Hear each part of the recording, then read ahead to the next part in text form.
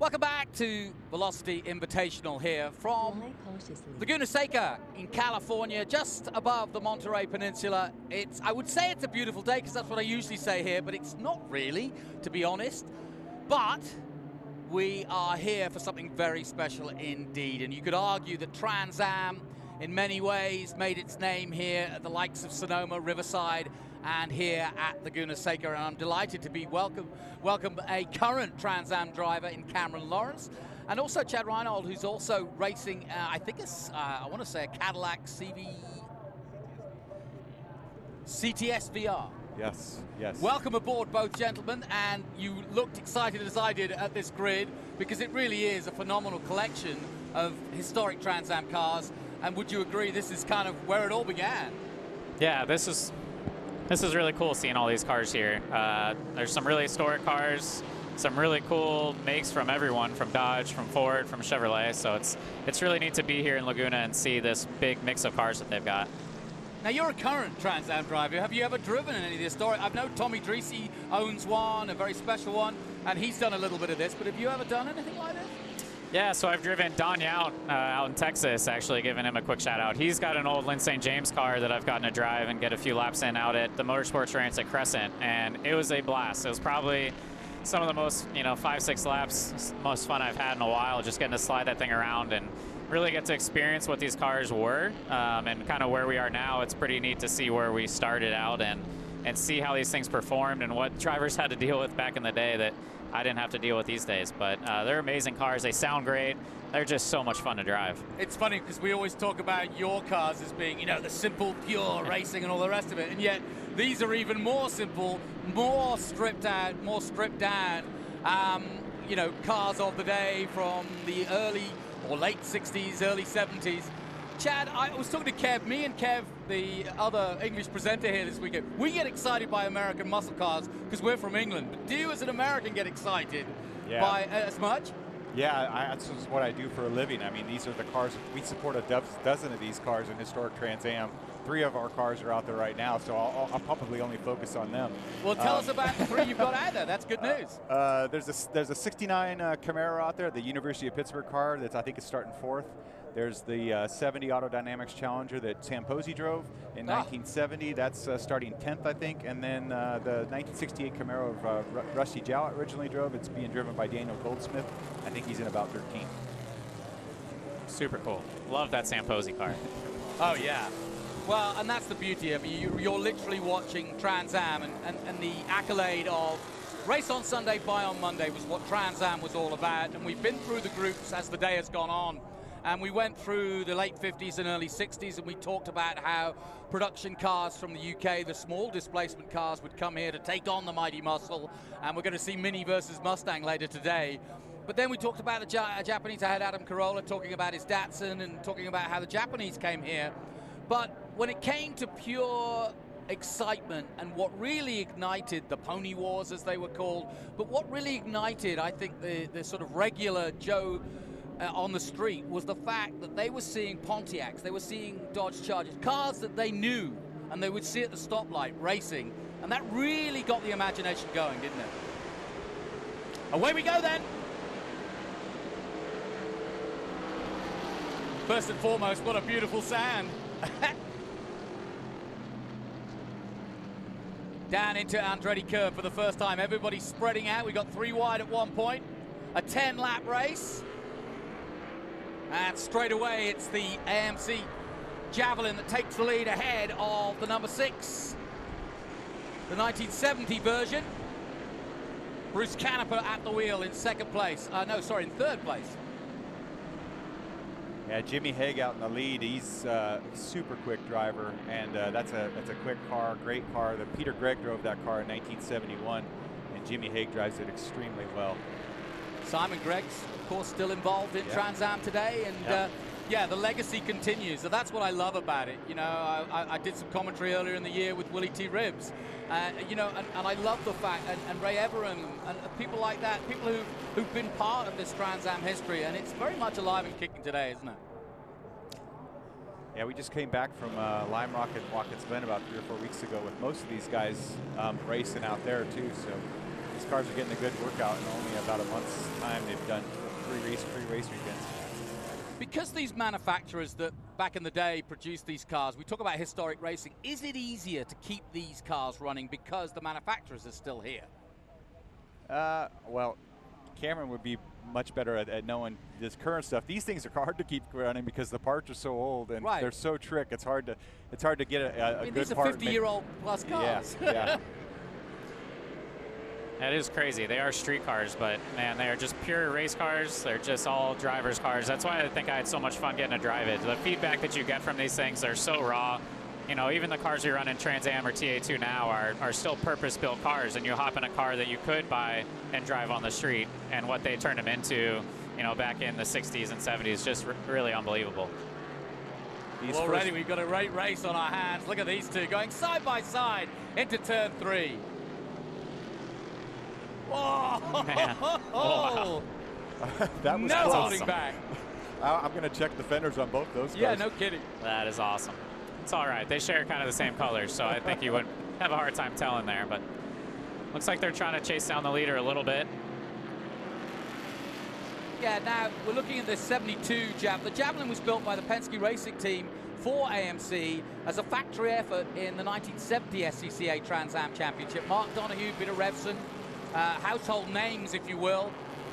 And obviously Revson going on to Formula One. Mark Donohue, absolutely a name that is synonymous with Trans Am and always will be. You know, and obviously Penske's still going strong, and I wonder if he would be tuning in to watch some of his old cars going around the track, because I'm sure it puts a glint in his eye, even though he's gone on to so much more. Yeah, we every time that we've seen him at a race, we try to ask him about it. And we're always trying to see, does he have a file cabinet full of history on the cars? Because we support the 69 Penske Camaro and the 71 Penske Javelin. We're just always looking for more information, and he seems to be more interested in the Indy cars than the Trans Am cars. Well, he was just starting out then. It probably didn't mean as much. Looks like we got a pass for the lead there. Yep. So Two into cars. the lead go the two Javelins, and so we've got the 6 following the number 2, and then in second place the number 2, Ken Epsom at the wheel. And so Jim Haig loses out from leading the race to 3rd now, but that's not to say he won't be back. Joshua Fieber just behind him in 4th, Nelson Calais in 5th, and John Hildebrand in 6th place ahead of Ken Adams. The roar they're making, we're right in the middle here, and we're just by turn 1, as well as they come back round at turn 3, just behind the pavilion here. And it's just a cacophony of noise. It's really like all the fans have gone to the fences because it's just too noisy. I love it. It's actually terrifying to watch this and see the whole race. I normally only watch from turn 11, so it's terrifying to watch the customers. To see the whole thing, yeah? Yeah. But all of these guys are experienced. The Trans Am Historics are, well, they get a run probably, what, 10, 15 times a year?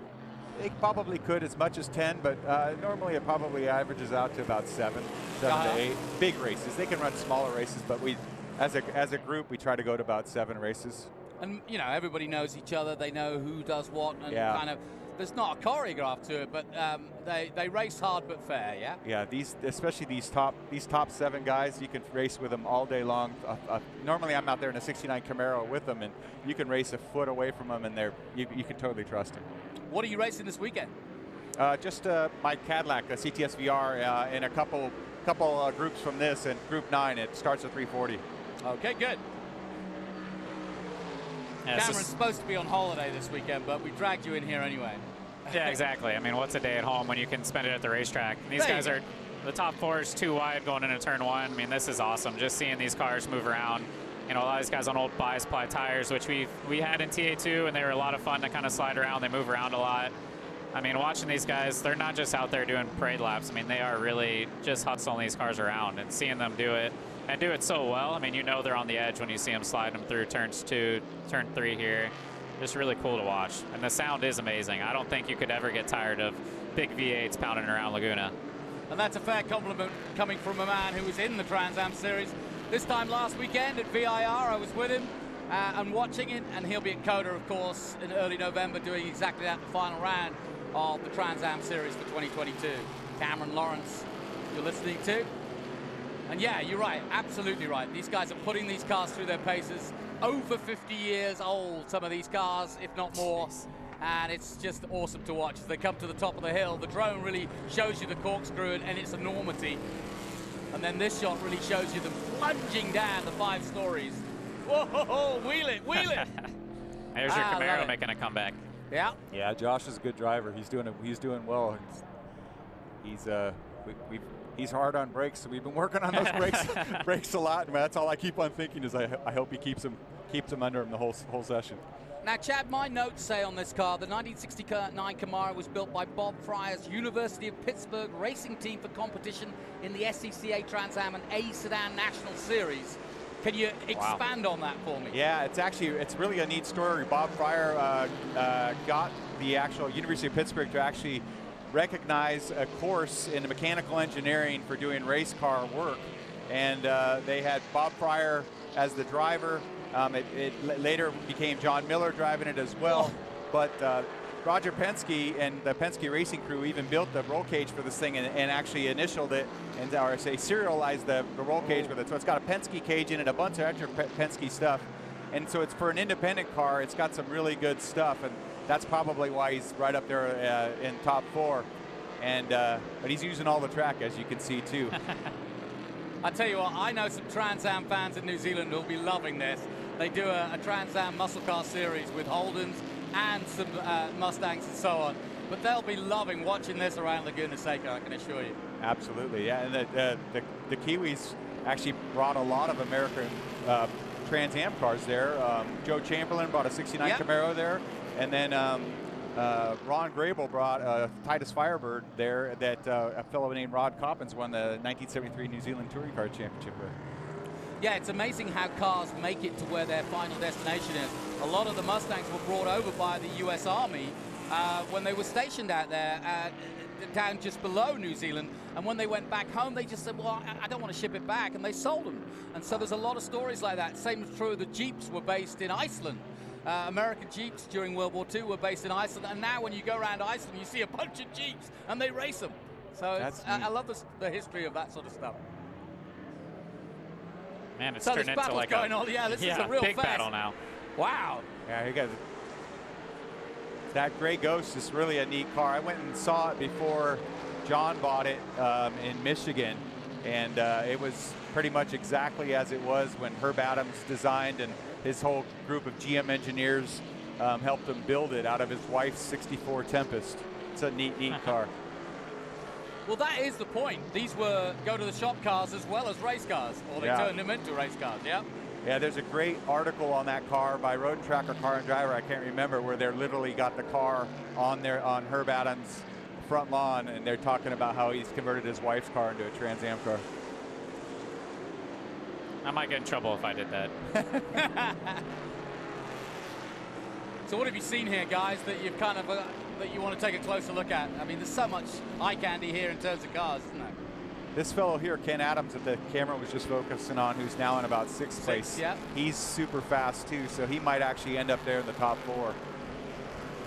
It's cool seeing these guys kind of, you know, we had the Mustang break away at the beginning, and now it's really kind of closed back up the top 6 or 7 cars. So it's neat to see even kind of a short race like this, how things are changing, and these guys are driving the tires off the cars for sure, it looks like, or driving the brakes off of it, like you said. So just kind of see who's got what, you know, middle, late in the race. You know, these guys aren't buying sticker tires, I'm sure, every time like we do in TA2. So they're hanging it out there and just kind of see who's got what at the end of the race and having a good time for sure. Well, Chad, let me ask you that. What is the thing that goes the quickest? Is it pads? Is it tires? What do you find yourself replacing most? I think on these cars, it would definitely be almost it'd be tires and the brakes. By the end of normally this is going to be like a 10-lap race, where you're starting to pump the brakes a little bit. You've introduced some air from overheating them, or the tires. If you're cheap like me, you're always running old tires. Some of the guys do change them pretty regularly, though. Well, we're watching our first Group 7 qualifying race, and it's a doozy. Historic Trans Am at its finest here at Laguna Seca. And back in the late 60s, early 70s, this is where it all began for Trans Am. California playing a big part in that history. which goes all the way back to 1966. It's really cool to get to spend some time with that Sam Posey car that's out there. When we started to bring Dodge into TA2 back with Miller Racing, we had a lot of fun working with SRT and those guys, and you know, we had some pretty neat colors, some throwback schemes that we had on the cars, so we spent some time around a few of those cars that were floating around, especially at Lime Rock. We did a lot of historic stuff, which was really neat. So I had a fun couple years with that program, and it's really neat to see that car still hanging around and all the history that's associated with it. So it's definitely one that catches my eye when it's out here. It's hard to miss that bright green. Yeah, and is it me, or am I seeing more Dodgers on the road? They're starting to do a bigger marketing campaign, modern day marketing campaign, to try and get the muscle car people interested again. I see more on the track, and I think, you know, I wouldn't say the Mustangs and the Camaros are, you know, a sort of standard by any means, but you just don't see as many challengers out there, and they're starting to make a comeback a little bit. Yeah, well, I mean, they make a great, their SRT packages for those cars. I mean, they make tremendous horsepower. Whoa, look at that. Yeah, that's awesome. Jim Hague showing horsepower and car control right there. Brilliant racing. Yeah, that's not easy to do when you've got that much horsepower under the hood. Yeah, Jim loves to do that just for the fans, I think. He can drive at a 30 degree angle in every corner and probably still be faster than most of these guys. It's paying off for your Camaro, though. Look at that 69 Camaro going up to P2 now. So rolling around the outside of turn 1 there, that's some good driving for sure. It's awesome. What kind of power are these cars making, or some of your guys, if they want to tell people? No, I think they're all in the I think the lowest car out there is probably in the 440 range, and I think the most is probably just a little over 500. So they're all within 50 to 60 horse of each other. Nice. And these are all bi-sply tires they're running on now? They're all standardized, so everybody has to run no more than a 6.0 15 front tire, Goodyear bi-sply, and a 7.0 rear tire, Goodyear bi-sply. That's not much tire. Yeah, and I was about to say, with that tire, I mean, anything over 500 brake, and you're really going to start, it's going to become unwieldy, surely. Hey, pass for the lead. I think we got a lead. I think we got a lead change, maybe. Yep. Coming into the corkscrew, we do have a lead change, and into the lead goes the number 19. Joshua, make it happen. Yeah, he's a good driver. He's a good guy. So who are the combination of drivers? Is it some of the older drivers that have been around vintage for a while, or is it younger drivers that are sort of making a mark but know how to handle a stock car? Yeah, it's that kind of a mixture of both. So Ken Epsman, Jim Hague, Ken Adams, John Hildebrand, all those guys, Brian Farron, all those guys have been around for, gosh, 20 years. And then Josh has been around for only a couple years. There's also another fellow that we help support that's guy by the name of Patrick Byrne, who's only been out for a couple years, but we need to keep on bringing in new blood. And I mean, the interest in the car and the interest in who's out there driving it, it's neat that we can keep on bringing in people that are 20, 30 years old into these cars. You wouldn't have to twist my arm too much. I get behind the wheel of one of these things in a heartbeat. So, and get Patrick out here, that would be neat. But these guys are having a ton of fun. It's hard sitting here watching this. It makes me want to hop in there and go mix it up with these guys. They're just having a blast hustling these things around here. Well, I've noticed there's also, I was at the Monaco Historics earlier this year, and I noticed there's quite a lot of sort of 25, 35-year-olds now starting to sort of jump in historic cars as professionals, either as coaches, mentors, but also as, you know, getting in cars that actually make them a better racing driver, because these cars are probably harder to drive than your modern car. I'm throwing that at you. I would say so. I mean, just again, because of tire technology, everything, suspension, the brakes that these guys have. I mean, they're working, I don't want to say harder. It's a different kind of workout in there for sure, right? Cars right now, these days, the TA2 cars for what they are so fast. I mean, they're just a ton of fun to drive. But yeah, these guys are definitely sliding around a bunch more. But it is neat to see. I mean, I love this stuff. I feel like I missed out. You know, I just turned 30 this year. I feel like I missed out on some really cool eras of racing. So seeing this historic stuff is really neat, and it's great to kind of keep those traditions alive and try to get more people to be fans of this, because, you know, history's changing, the future's, you know, drawing closer, all these electric cars we have out here. And I mean, you'd have to tear me away from something cool like this. It's burning these fuels, burning this much fuel, making this much horsepower, and sounds this good. I mean, I just can't get rid of it yet. I just love it. And you know what? A lot of people sort of argue that with the electric age and with hypercars and sort of combustion racing, its days are numbered. I disagree. We're still racing horses, right? So my point is, I think the nostalgia, the sound, the beauty of these things, and the fact that people like yourselves are willing to both race them and prepare them, I actually think there's going to be at least another maybe 25, 50 years of this sort of racing, because I think people want it. I hope so. Yeah, this is. I think this is the last lap. So it's a good battle. Looks like I got a good battle for the lead here. So here we go, our first real battle, and it's been an absolute cracker, a four-way battle all the way to the finish. Jim Haig in the lead again, as he was earlier on, but he's being hounded by Bruce Canepa, who's coming to join me, I hope, in commentary later in the day, so we'll get to hear about it. But he's got his chances, boys. Where does he go for it? Now. He's looking. He's looking. He tried in turn one, didn't make it stick. Maybe he's trying to set him up here out of the corkscrew. I don't know. So how do you do that? You just get a run towards Rainey? Yeah, you got a couple corners left. So, I mean, he's looking. He's trying to find his spot here. He's really only got, I mean, maybe one chance. I think you set it up here for a run into the last turn and try to outbrake him. He's close. I don't know if he's going to get the run out, but... It's all about the drive out of 11, isn't it, Hip? Jimmy's going to go sideways out of 11, I guarantee it. Oh, he's looking. Side by side, we're going to have a cracking finish here. And it is a two-way run to the line. And he's gone wide. Man, P2 is going to make a move. Wide. Looks like your 69 Camaro Joshua is up to P2 also. What a lap. There you go. Very good. Excellent stuff. What a way to round out that one. Awesome stuff. You look too stressed up here. I think you need to get back in the Chad car. suddenly went quiet. He couldn't deal with it. Absolutely miserable. Oh, no, that looks like so much fun. That was really cool. I love seeing, like I said, the history that's here and seeing these guys hustle these cars around. I mean, that's what I came here to see, and I love it. I'll definitely be coming back to watch more of this stuff for sure. I listened to Cameron Lawrence and Chad Reinhold, who should be out there, I may add, but we'll get you out there next time. We'll get you a ride. Somebody will give up tomorrow and go home, and we'll throw you in. We'll throw you in. Yeah. But well done, Bruce. Hey, I'll tell you what, Bruce deserves it.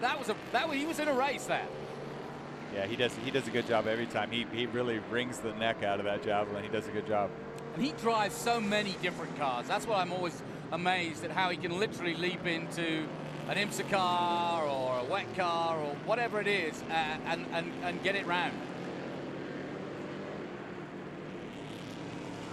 So, great sights and scenes from Laguna Seca. Some really excellent racing from our historic Trans Am Group 7.